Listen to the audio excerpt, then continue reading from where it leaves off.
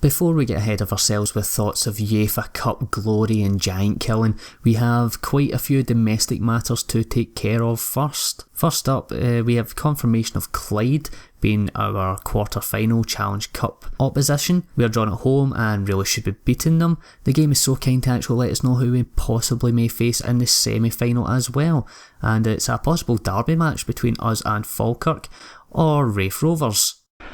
In transfer news, we have St Mirren coming in for Diabate, 240,000, and I'm actually going to accept it, mainly because Diabate's been unhappy for a wee while now, since the kind of second half of last season, and I'm just going to let him go for that. No point in negotiating as there's no one else really interested, and 240,000 is an okay amount to accept. In the league, we are away to Cowdenbeath, and I make 0 changes from the last match. At this early stage in the third season, I'm already feeling like this is possibly my strongest first 11.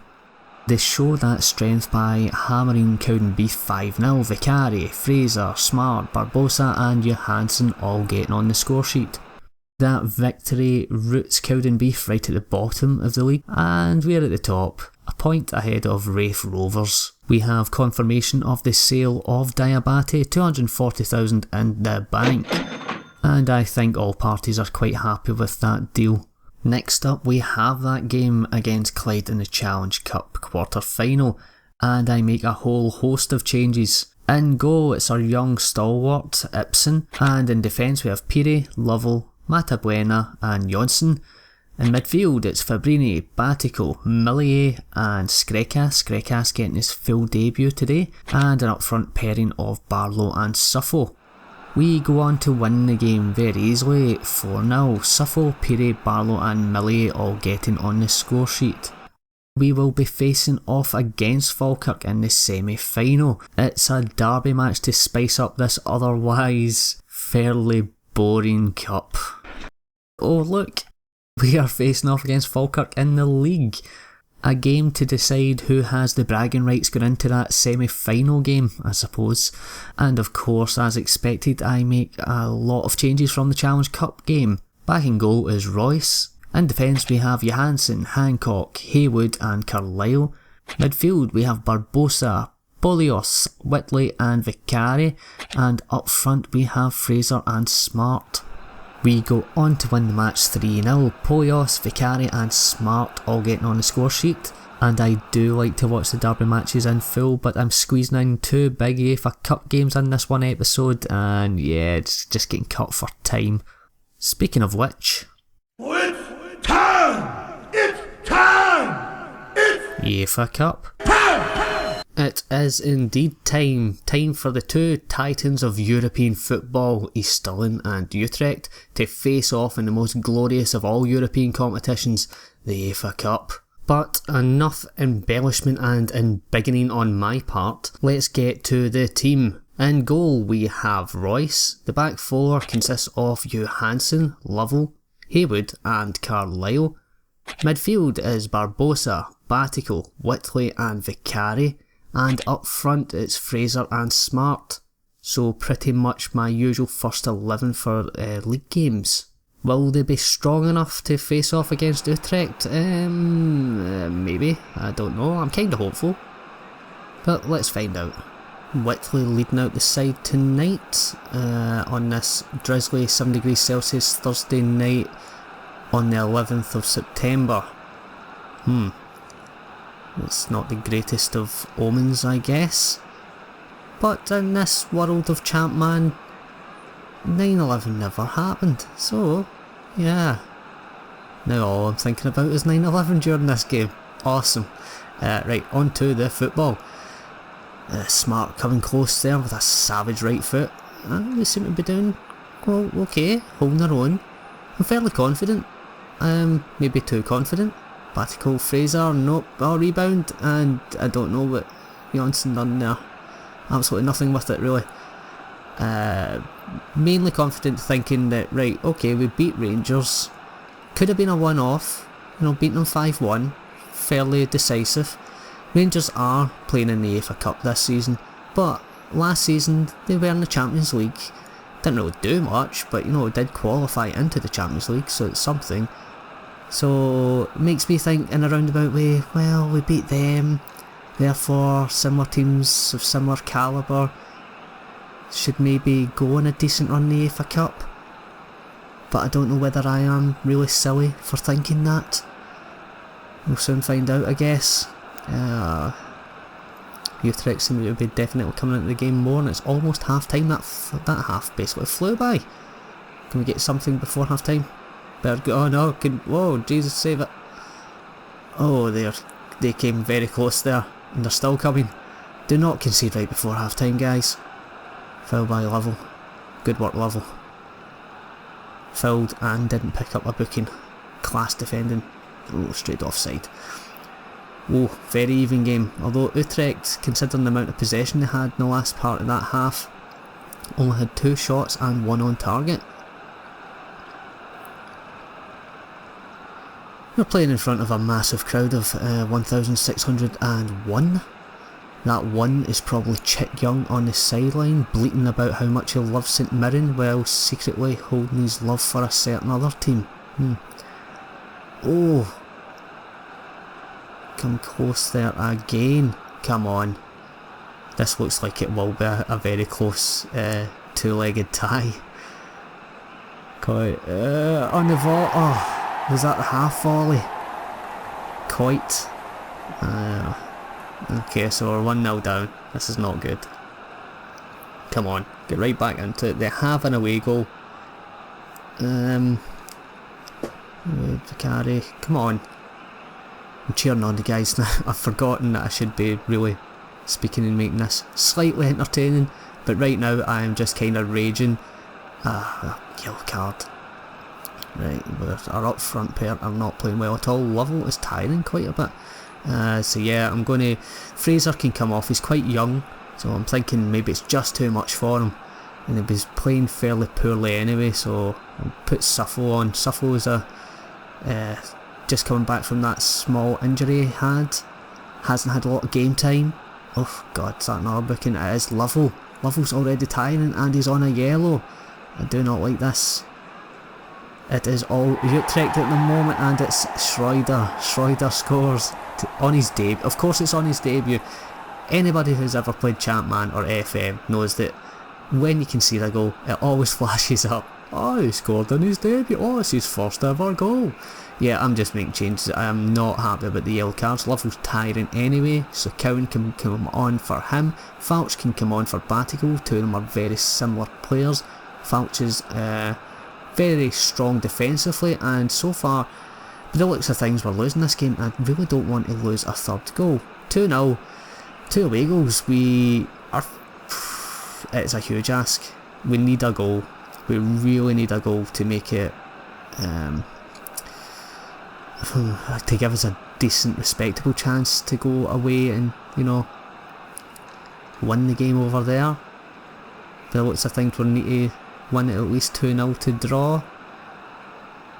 Are we going to get one? Come on, one last late chance for them. But also a thing to note, we're going forward. Haywood plays the ball right. Vicari, top corner, rebound, and he... Oh, we're still going. Barbosa, Whitley, Vicari again, and high and into there. That pretty much sums up our game there. He should have finished, but it was high and wide. 2-0 we're defeated.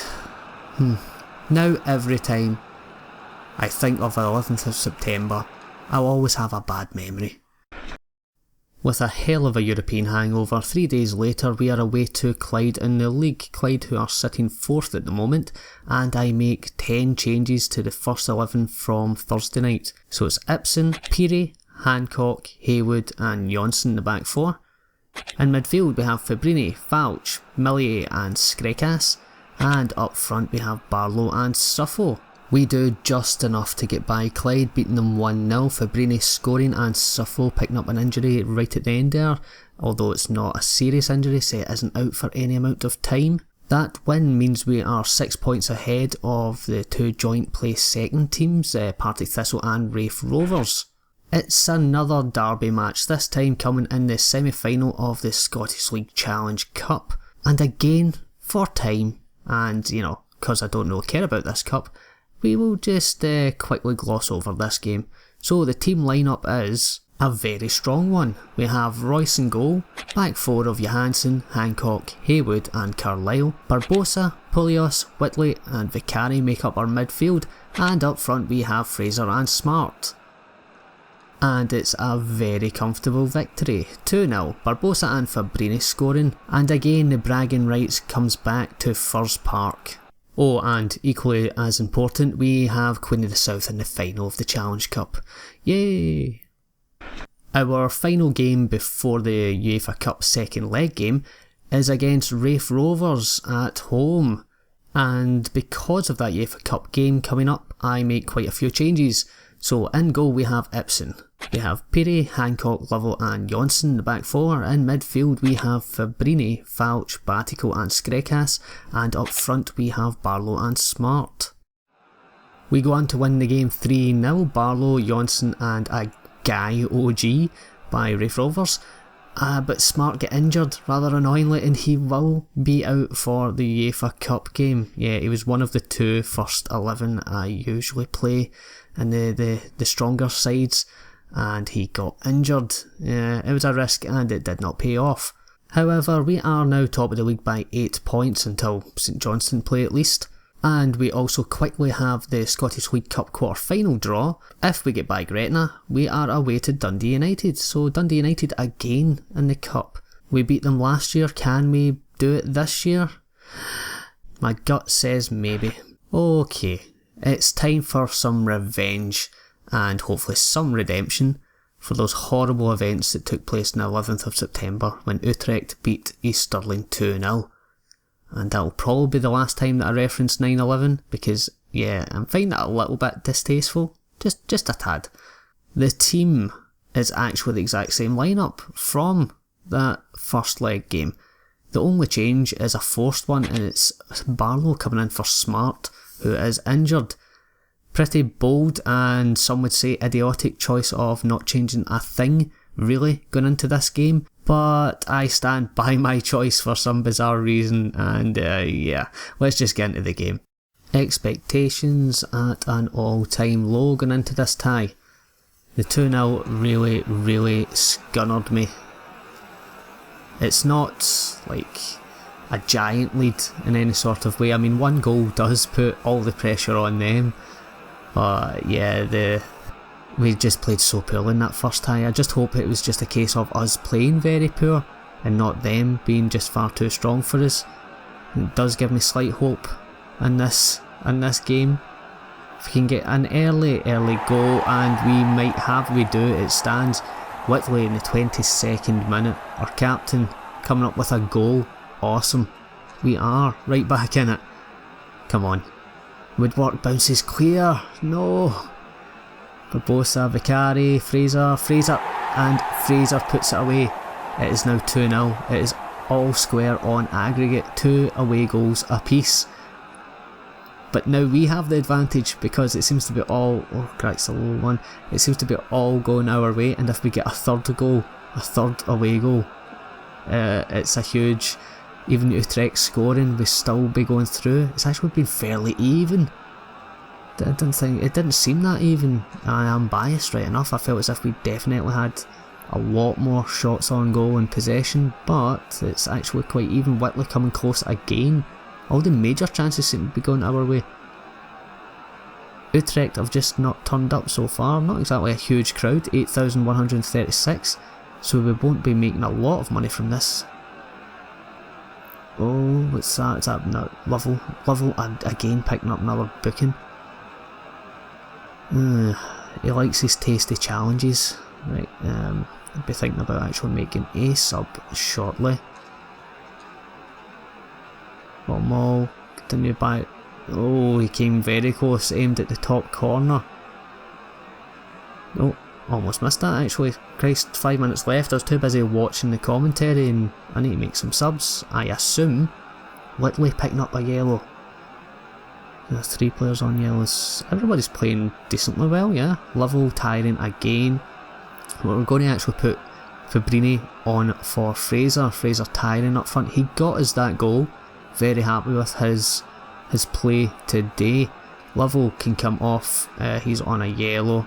We put Matabuena. Matabuena is like, he can play defender central and defensive mid, so absolutely fine putting him back there. We'll actually hold off because by the looks of things we might be going into extra time. Oh, what's that? A red for a cynical chat, and it's a kick. Berger off as well, just Chempson and Berger going off in the 89th, and another red. What is going on? Barlow getting a red card. What just happened in the last 2 minutes of that game there?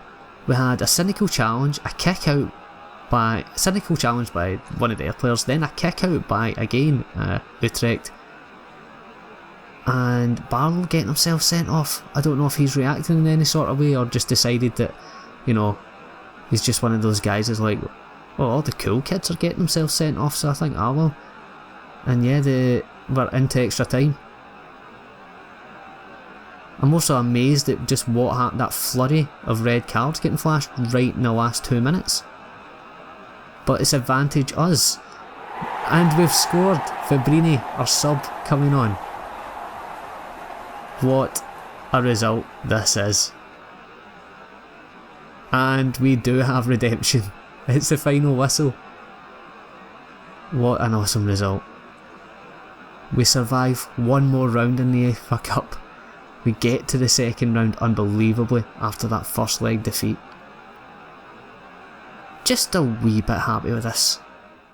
That brings about the end to this episode, and what an ending. We survive in the UEFA Cup for at least one more round. Find out next episode who we get in that second round. Once again, I want to thank everyone for commenting and liking. I very much appreciate the feedback, and the feedback's been great, guys. Thanks very much for that. Thanks for being patient with me. I was in London, but now I'm back. Oh, and it's my birthday today, so I'm away out to enjoy myself tonight. Till next time, thanks for watching. Bye.